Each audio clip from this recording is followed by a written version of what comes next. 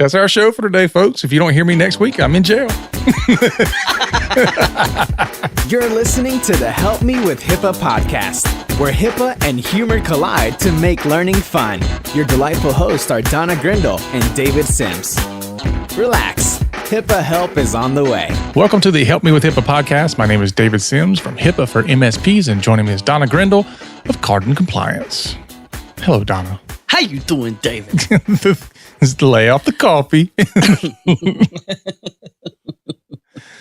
I just had to take you by surprise. I've been so mellow the last few times. I had to get Get it up there. Yeah, I hear you. All right. So what's been going on? You get all your post-hurricane stuff done? Still got parts of a tree in my yard that we're slowly getting rid of, but yeah, fortunately, I had somebody come out and cut several trees down like the week of the hurricane. So on purpose, or it just happened? Yeah. Well, the hurricane was on purpose, but no, they were going to come out anyway, but I kind of had to rush them up. I was like, look, I got some dead trees. They're going to follow my cars, my houses. The wind is coming. I need you to come cut these trees down. Yeah, they got to go. So that's my friend in Key West. They just finished installing, fitting his house and having everything put together for hurricane shutters, those aluminum hurricane shutters. Mm-hmm. They just finished that on the Wednesday before Labor Day weekend. And then in Labor Day weekend is where it changed that Irma was going to hit the Keys. Wow. I know. He's one lucky dude. Very little structural damage, yard stuff, but hey, you can grow that. Yeah. So my, of course, I got 5 kids, and my dad comes up and he says, you need to make sure you get all this stuff out of the yard. Have the kids put all their stuff away. And I'm like, maybe it'll clean the yard up if I just leave it out there. It's like that episode of The Middle when the tornado hits and they had lost their dryer or washer, and then we were worried about that. Now we're just happy to be alive. And they walk outside and there's a washer or dryer that's landed in their yard from the tornado. And they grab it and run. I did see a picture online where somebody said, look, Hurricane Irma brought me a trampoline. Jeez. All right, anyway, at that point, let's go. So today we're going to talk about something that is people do not, for some reason, think about this. And that is how to properly onboard and terminate staff.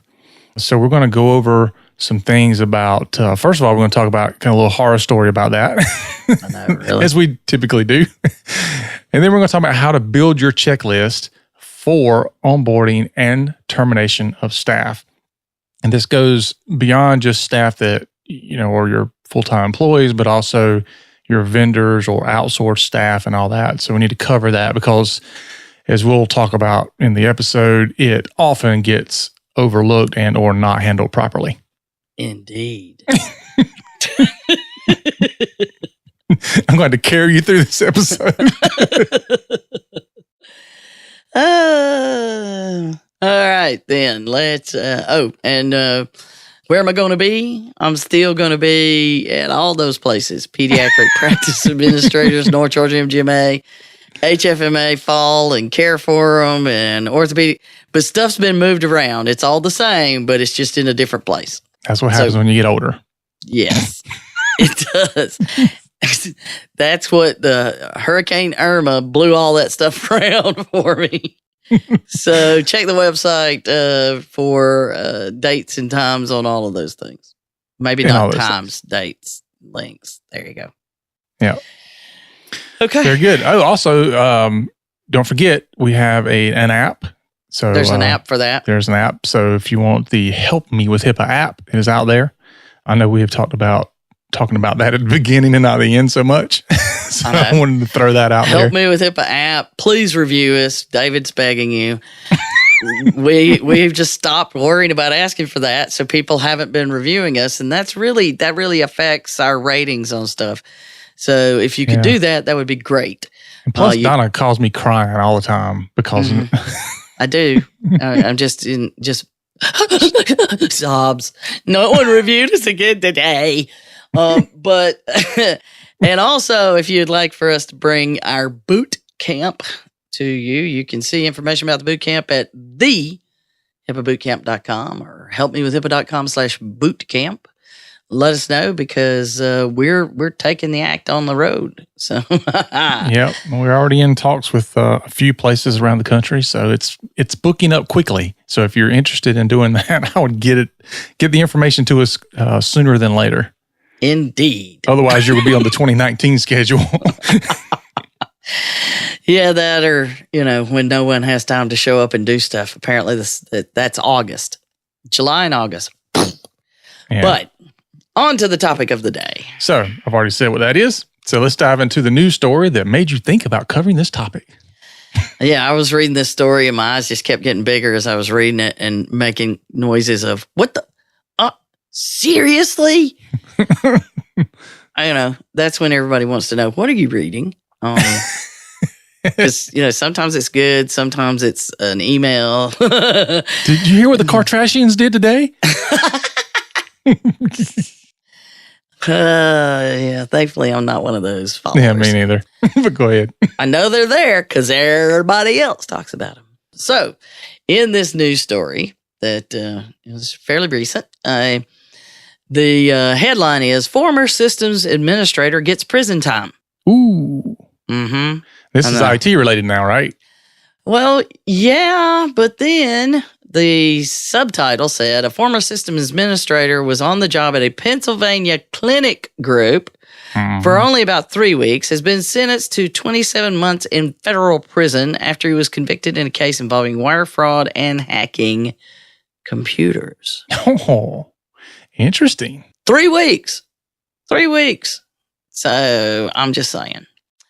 The former employee used clinic credentials to delete computer settings and data, including patient information, as well as to make fraudulent technology purchases. Nice. Yeah.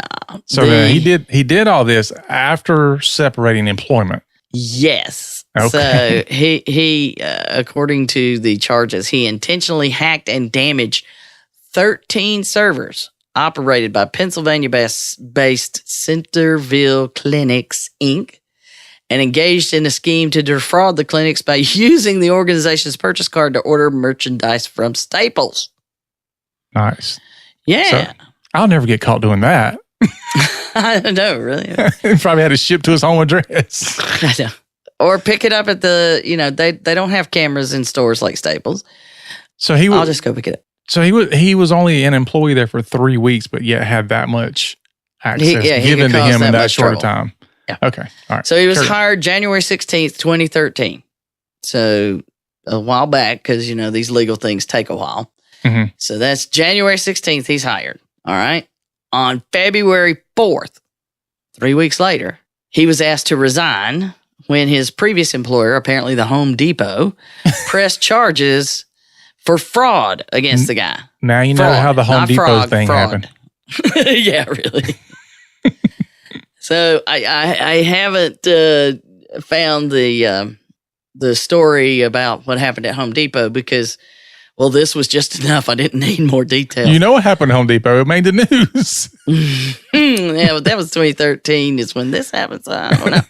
Anyway, right. No one, not a person. So you have someone that you hired as a system administrator. They had 3 weeks to create controls over your system. And as somebody with technical controls, 3 weeks is as good as having 3 years. I mean, if you know exactly what you want to do and set up your own controls, a week, you're done, right? Same day. Yeah, sometimes, depending on what if you're not necessarily a reputable person, yeah, you would just, you'd have your go-to list. But here's the thing. Yeah. So nobody. Not near nobody. Near a person changed any passwords after he left. Yeah. And I see that a lot. Crickets. I know. Didn't disable anything. Didn't change any administrator passwords. But they did in the middle of 2015. The middle of 2015. Now, remember that as we go further down this discussion, mid-2015. At least that's what this story reports. Maybe it's wrong, but the story reports mid-2015. Here's the thing. The dude logged in 2 days after he left, created his own admin user profile. So he had access to everything, just in case they figured out to change the passwords. And we both know he would periodically check and then just laugh about the fact that they hadn't changed the passwords. Mm-hmm. So from 2 days after February, so February 6th, 2 days later, 2013, he had complete control of whatever he wanted to do. He just wreaked havoc on the systems and the emails. He was changing emails and getting rid of patient data and security controls. He was just, let me show you. And then it just became like a game, I'm sure, because you know how these guys can get. He was able to do that from February 6th until September 18th, 2013. Because nobody was looking. Well, and it's not clear how they found out. That I'm interested to see. But probably because they realized something was gone when he deleted some stuff and they knew it was there. So they brought in people. But here's the thing. Remember, they didn't change passwords until middle 2015. Yeah, so over 2 years. And they found him September 2013. That would have been a clue. But in the summary, the Department of Justice said that the guy caused a financial loss of approximately $60,000 for the clinics and caused the organization, and this is a quote, to cease its medical treatment of patients until its system was restored. Wow. In a statement provided to the Information Security Media Group who was doing this article, they say that they hired an outside firm to analyze the impact of this guy's unauthorized access to its systems. Now, here's the part. This is where I might disagree a tish. We reviewed the facts under the 4-part breach analysis under HIPAA and concluded that since there was no evidence that the electronic medical record database or any protected health information contained in the database was viewed, and it was mathematically impossible for the database to have been downloaded during the brief period of unauthorized access, there was a low probability that the PHI had been compromised and that no HIPAA breach occurred. What? They just stated that the patient data had been deleted. So they left out all they considered was confidentiality. Integrity and availability out the door. The window, yeah. Yeah, Wow. because we already know they deleted patient data because it says that. And we already know that it had to cease medical treatment because it couldn't trust the data. So yeah, that little note there. Well, it's just like our previous conversation. It's a business decision. I don't have to agree. Yeah, but it sounds to me like that decision is coming from the group that was called in, and they're telling their client that. No. They told the clinics, said they hired the outside firm to analyze the impact. I got you.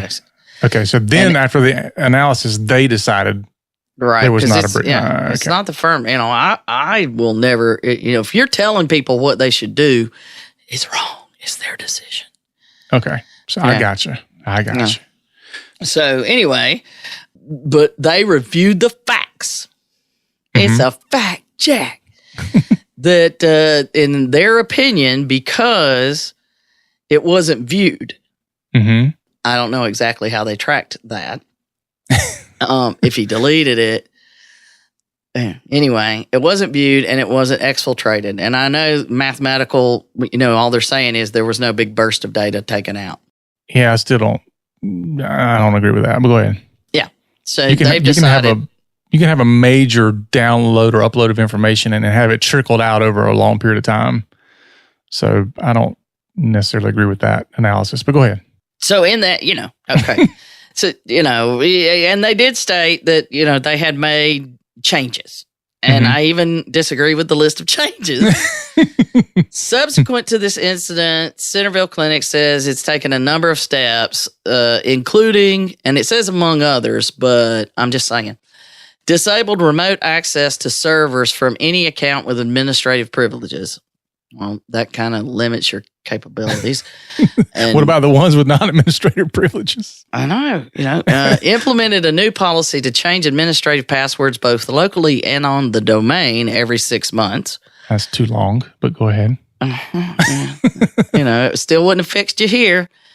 No. Ensured all servers are up to date on Windows security updates. Well, that should have been happening anyway. Yeah, and I don't see how that impacted what he was doing because he had a login. I mean, that's right. What does this have to do with? I know. Sounds good. And started finding and deleting any inactive user accounts. That's the only one that makes sense. Well, and when we do our assessments and we say, you got 110 users that you say you should have, and you have 369 in your Active Directory, we think you should clean that up. Mm-hmm. And you would be, why? We don't need, you're saying I got to clean all that up? You should keep it clean all the time. Now you know why. But there's so many other things that should be done. And it says among others, but these would not be my highlights of the things. But again, this whole thing, we're saying the confidentiality, integrity, and availability, it wasn't really considered. And we're not talking about that today. What we're going to talk about is... Just leave that on the table. Yeah. Well, we've talked about breaches and policies and procedures and all the right things you're supposed to do and the decisions and all that. I want to talk about how you could have prevented this from happening in the first place. All right. Let's go down that. So he was an admin. Mm-hmm. And no one thought about, he's an admin that's already charged with fraud. Maybe we should do something about it because clearly they knew he was charged with fraud. Mm-hmm. That's why they asked him to leave. Right. So I don't know why they wouldn't consider this being something that they needed to handle. And it is definitely more complicated when an admin leaves, And they did have, earlier this year, we covered a resolution agreement we talked about when it came out that the group had for years, people that were accessing their medical records at a hospital through their physician groups that had access because no one was deactivating the physician group users. So it's like somebody would, they worked in healthcare before, so they know what to do. We don't have to worry about teaching them or asking them anything.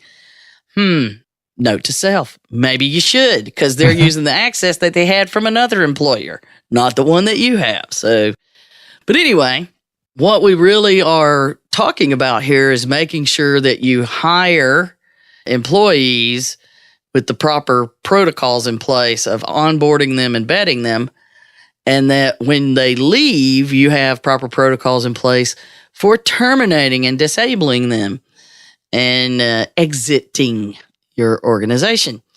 And yes, HIPAA requires this. These are all the things here are part of HIPAA requirements, but pretty much it should be part. I don't care who you are. That should be in there. So whether you're any kind of small business, if you have people with access to your information and they know how to do things, you should be making sure they can't use that access later once they're gone. Okay. And that you limit what they can do when you bring them on board. Mm-hmm. At least for a little bit. So you need your onboarding policy and procedure, and there needs to be a checklist. Okay. And things that you need to consider on putting in your documentation and your policies and your procedures and on your checklist. First of all, if this isn't documented, it didn't happen. Mm-hmm. We know that. You need to be vetting your employees. Make those calls to previous employers. They're going to have access to financial information, very important details. And, a lot of people are like, you worked at Home Depot, you worked here. Okay, great. We'll hire you. Well, here's the thing. If you had actually talked to the supervisor at Home Depot, you might have learned something about, what they're investigating or something. And they may have said nothing. But to me, I've had to go through these before where there's you're not in a position yet where you can make a public statement to anyone else that maybe this employee is not one you want. Mm-hmm. So in those cases, I say I can confirm they worked here from this point to this point, but for this particular employee, I cannot further discuss the details at this time. There you go. Yep. You know, that alone would be screaming things to me. Mm-hmm. So with all of those things in mind, we have at least a recommendation that you know the person and you follow up.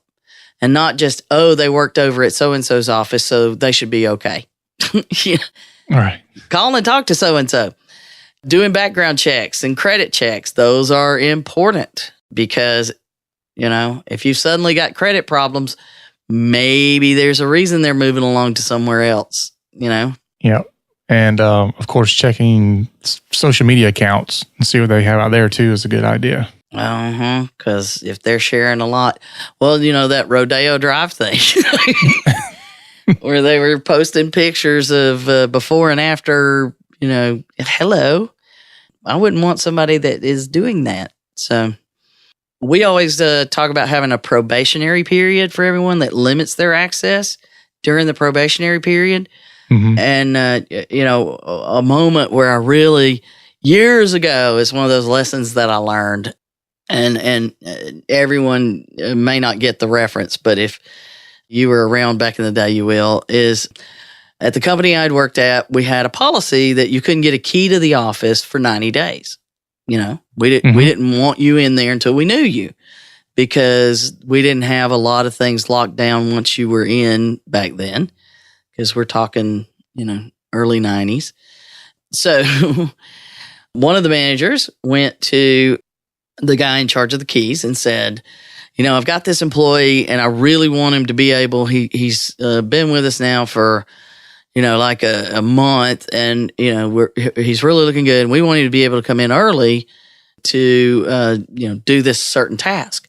So I want to be able to bypass the 90 days and give him a key. Well, no, you know, that's not our policy. We're not going to do it. So the manager's trying to convince them and says, well, he's very religious, and so we can trust him.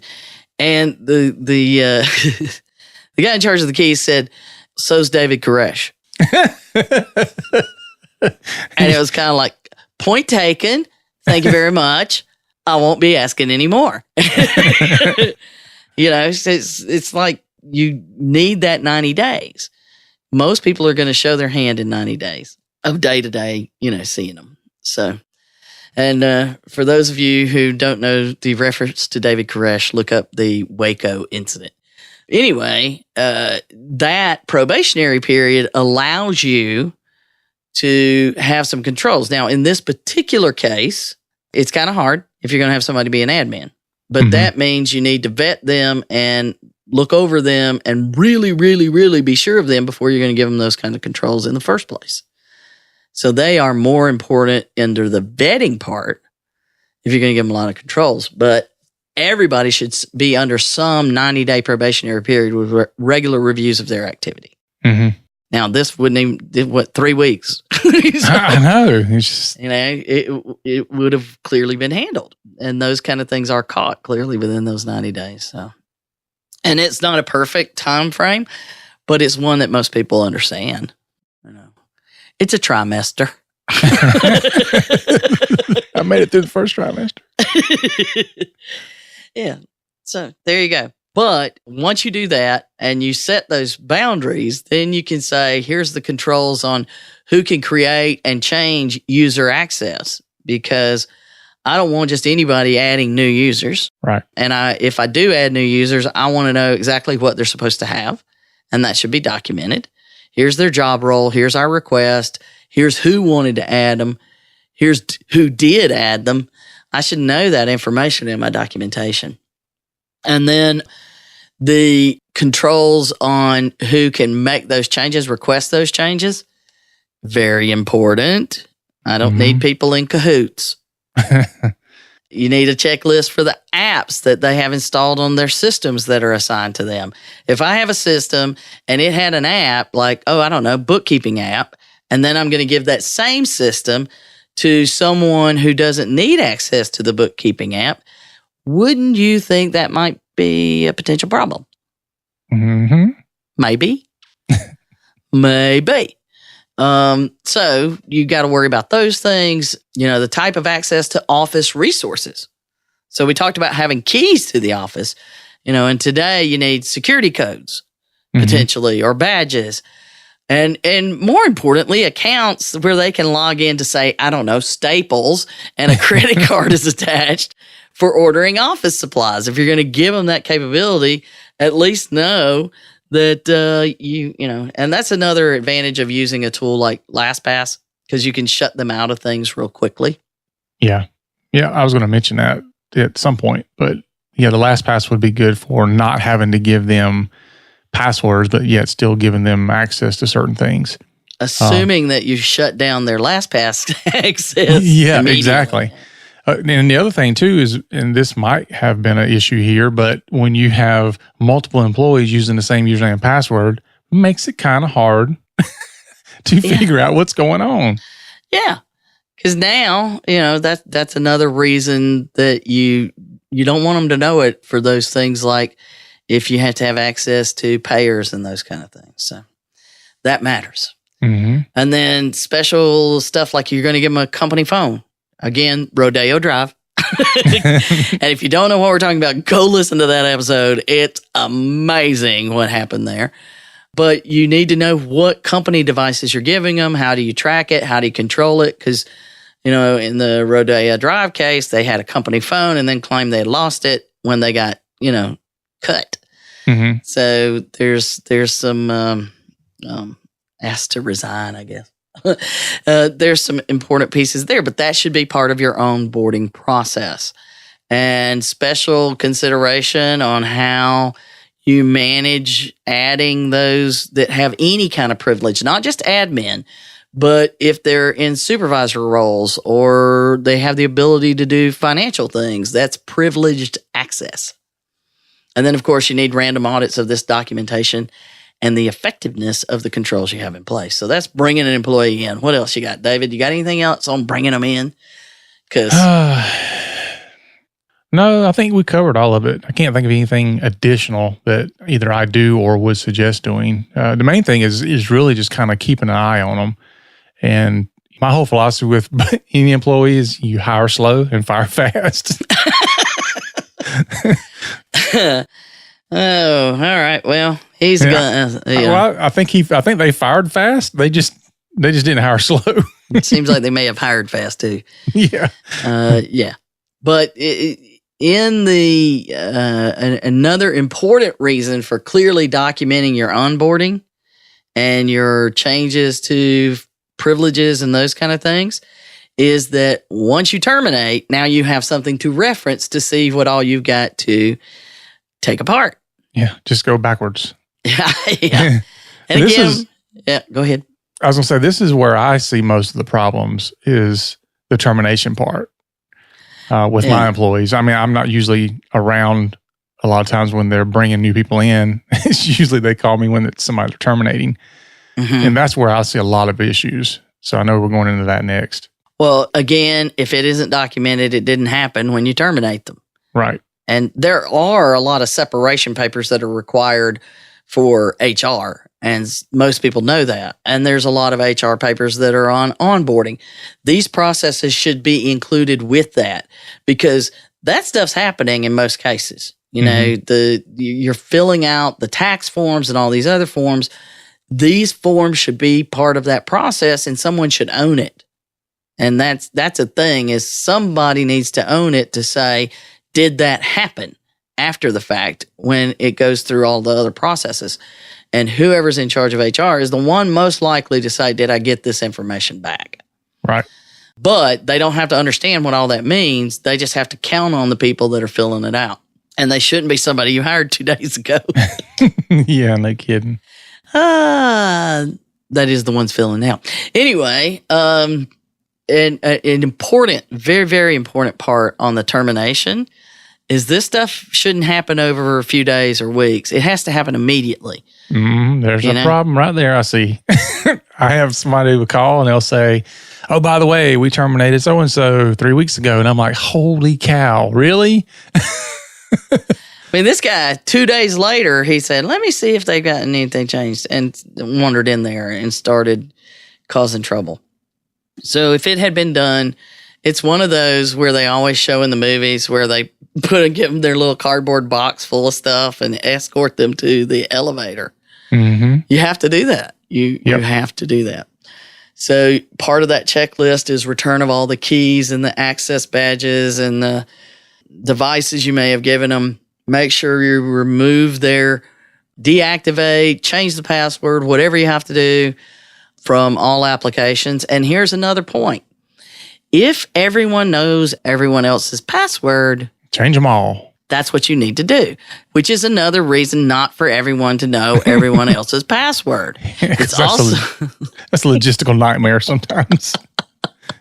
Yeah, I mean, it's like everyone has. If you know everybody else's password and somebody leaves, technically everyone has to change their password. And if everybody's using the same password for everything, that means everything. Oh, it can be a nightmare. Well, and the other thing is not only that, but I know people will say, they talk about their grandkids all the time, or their kids, or their dogs, or whatever. So I can probably guess a lot of their usernames and passwords, just like the Equifax leaders that we talked about. So there's something to be said about this is the reason you don't do that. And if they can't bring, let's say you tell them you need to turn in your laptop or you need to turn in your cell phone or whatever, if they can't provide that immediately, you need to have a way to be able to nuke that device because they're going to go back. They might not bring it back to the next day or a week later, or who I don't care if it's an hour later. That's enough time to do a lot of damage. And you need to have a way to be able to completely wipe that device. If they say they don't have it and they can't turn it in, then you need to have whoever's doing it to wipe that device immediately. Don't wait. And you also need to question, like with this guy, you would question, even if he gave it back to you, later that day, I'll have to go get it. Somebody better nuke that device. Oh yeah, because they can put things on there so that they can then access the system through that device. Yeah. So somebody needs to be worrying about these things, and the owner's neighbor's grandson is good with computers, not going to know how to do all that. Because if I want to get into a network, all I have to do is set up a drawing for a free laptop and just go give it to them. You want a free laptop, I can guarantee you that thing will be on the network in no time. I know. I have a friend of mine sending me pictures on he was going to bid on something at a silent auction. He just needs a small computer to do something in his office. Don't you think I do it? Go ahead and get it if you can get it for this price, and then I'm going to scan it and clean it up.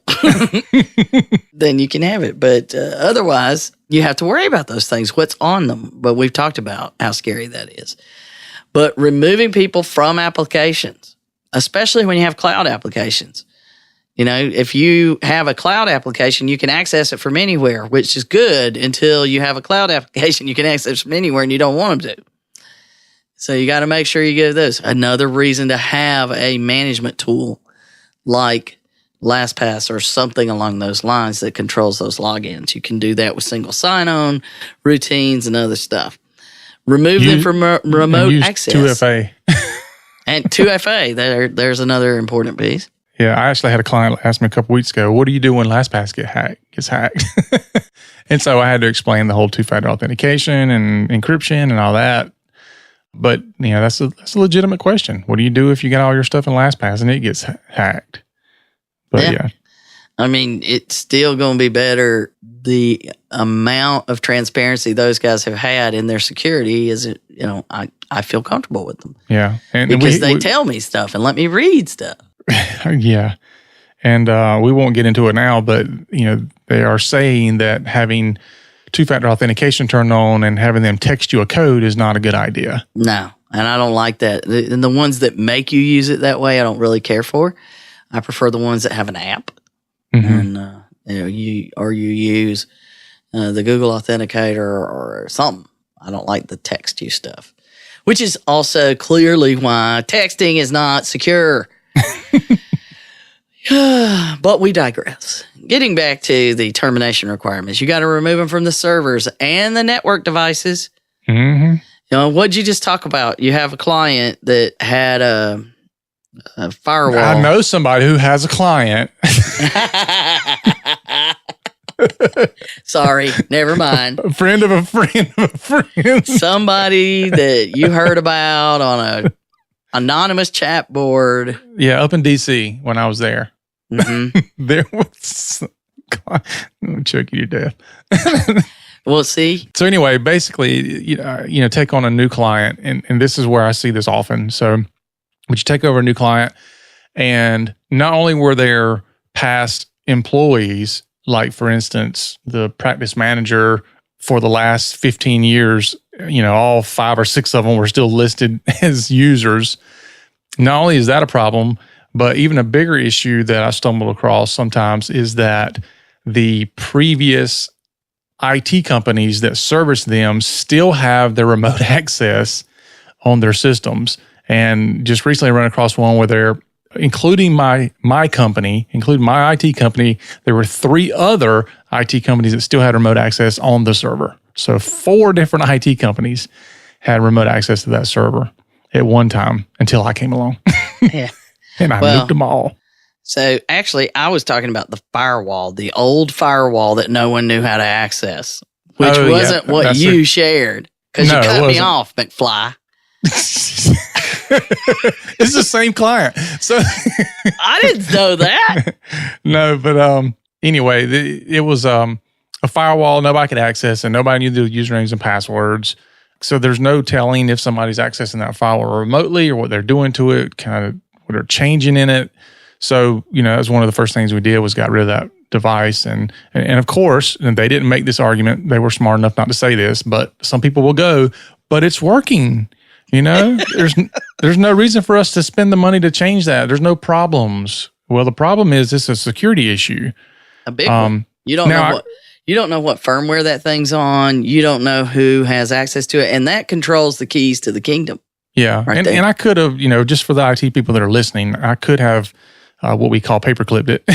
Yeah. But being that it was so old, it was out of updates and all that stuff anyway. So it just wasn't worth doing. But, the point is the previous IT company before me should have already done that. They should have already changed that equipment out, and they should have cleaned up these user accounts and past IT company stuff. And they didn't do it.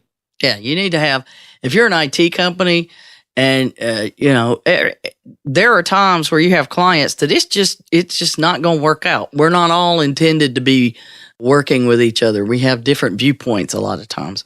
But if you are going to separate diverge from each other, you're going to break up, you're divorcing, be responsible about transferring that ownership to somebody else.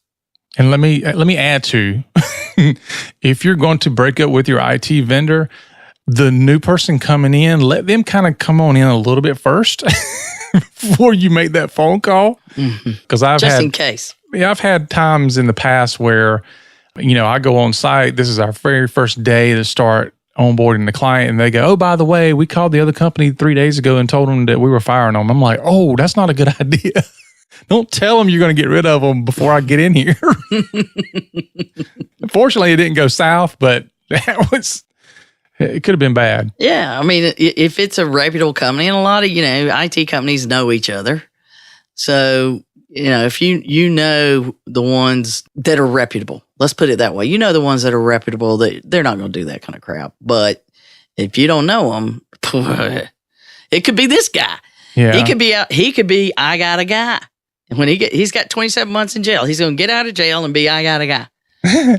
Well, a lot of times what we see is they're not doing anything malicious. What happens is you tell the client, "Hey, I need all your credentials and admin passwords to your router and your server. I need all that information." And they go, "Oh, we have to get it from the last IT company that we fired last week." I'm like, you know what? They're going to conveniently have already deleted all that. You're not going to get any of that information.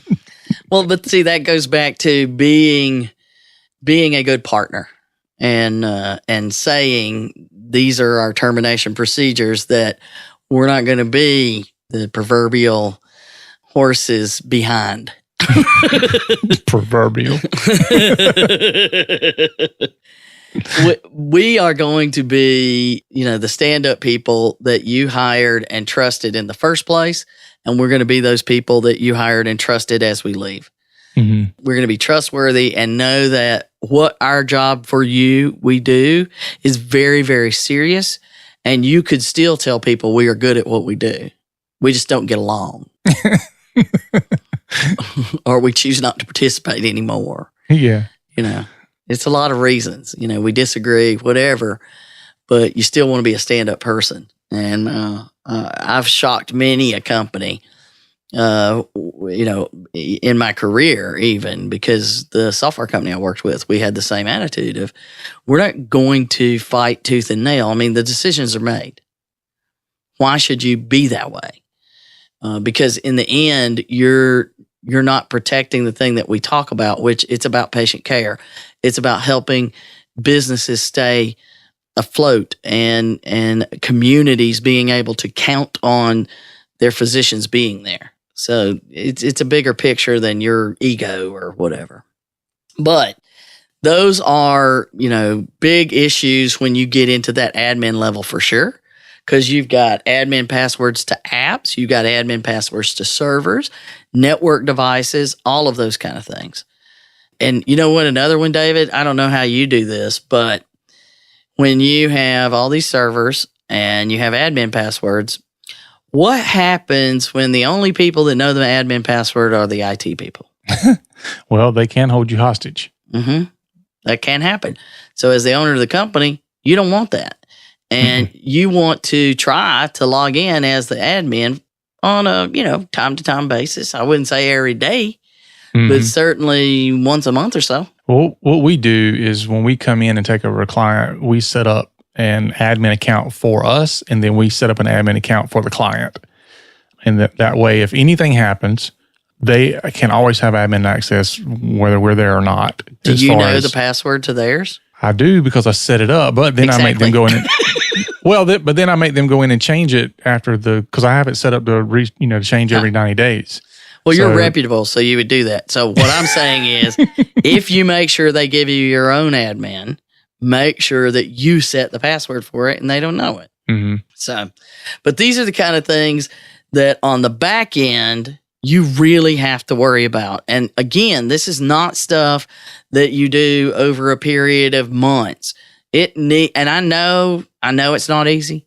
I know, been through it, and we were like, what now? What were you going to say? Security is just not convenient. Because security is not convenient. But it has to be done to protect you long term, because you don't know. Let's say that every employee of an IT company knew your admin password, and they had great controls and all this kind of stuff. But then one of those employees happened to be this guy. And he goes rogue and starts doing this stuff because he got fired. And, if you're not making sure that those things are taking place as a business associate as well as your covered entities. That's one of the reasons we ask business associates, do you have termination procedures that you follow? Mm-hmm. And of course, random audits, very, very important, and documentation of the effectiveness. And don't forget those vendors. You've got to do the same things when you get rid of those vendors. Like you said, and it wasn't just the IT companies, it was also software companies, wasn't it? That had usernames and passwords. Yeah, and it's just a bad problem. I see it a lot, unfortunately. But it goes back to what you just mentioned about the auditing. Is that some people, they look at it once or they don't look at it at all. But if they're doing some type of audit or assessment from time to time, those things should come up. Right, you'll catch them, and that's the whole point. But again, a lot of this, we're hitting on very general terms. Your environment. You may need to consider very specific things for your environment. In fact, you should. But in the end, it gets down to protecting your business and your reputation. And you can see, even now we're questioning some of those statements they've made from that group. And as we mentioned before, OCR watches the news and reads the news. So their potential is there. But I can tell you that if they were to be investigated, I mean, I've personally seen these requests where they say, send us the documentation on the last X onboarding details and terminated employees documentation in the OCR request. And you got 10 days to do it. Tick, tick, tick. Yeah. Yeah. But really and truly, OCR is the least of your concerns here because they're only going to get there after all this damage is done. It's way down the path. And you've got other businesses. OCR may never come knocking on your door because you're not in healthcare. But all of this damage is the same. Right. All of it. That business that happened to be a medical clinic, so they had different requirements and they should have been doing this by law. But if it wasn't a medical clinic and it was a law firm, same problems, no different. Another thing too we find often is that the generic or default usernames and passwords on things never get changed. Oh yeah, I don't know. Particularly on routers, wireless access points, firewalls. I don't know. Did I tell the story about the wireless router recently? I had to go to a client's office and they weren't there. They were 10 minutes away. And of course, one thing you don't want to do is give an IT guy too much time to kill. So I pull out my phone and I scan for Wi-Fi access points in the area. and I just happened to be across the street from the county courthouse. And I was like, oh, cool, they have Wi-Fi. So I logged into the Wi-Fi. And of course, being bored, I said, let me see if their router's secure. Oh, no. Yeah, admin. That was their username and password. So I have not sent them the letter yet, but I do plan to send them a letter going, you might want to have your internal IT people check that out. Your stuff's not secure. Yeah. Well, the police listen to the podcast and you might get arrested. That's all I'm saying. That's okay. You don't know where I'm talking about. 10 minutes from Lancaster. But I think we made our point, and if not, we're not going to make it at this point. Anyway, so there you go. Do all right. this. That's our show for today, folks. If you don't hear me next week, I'm in jail. Oh boy. So anyway, as we mentioned earlier, we have an app. So don't forget to go and check that out in the App Store. Whether you have the iPhone thing, whatever it came out, and then the nice Android phones. Of course, we do cover those. You can review us on iTunes or social media or Google reviews or anywhere that you find us on the line. Make sure you go to helpmewithhippa.com. We are there. Our show notes are there. You can listen to the podcast there. So check it out. Don't forget, too, about the HIPAA Bootcamp. If you're interested in that and having one in your area, let us know that. So remember, for Donna and myself, that HIPAA is not about compliance. It's about patient care. You've been listening to the Help Me with HIPAA podcast, hosted by Donna Grindle and David Sims. The show created to help you with HIPAA. For more information or to ask us a question, visit our website at helpmewithhipaa.com. Neither Donna Grindle or David Sims are attorneys, and they do not offer binding legal advice concerning regulatory compliance. The information in this podcast should not be relied upon or construed as legal advice in any way. Consult your attorney for legal advice concerning compliance with HIPAA regulations.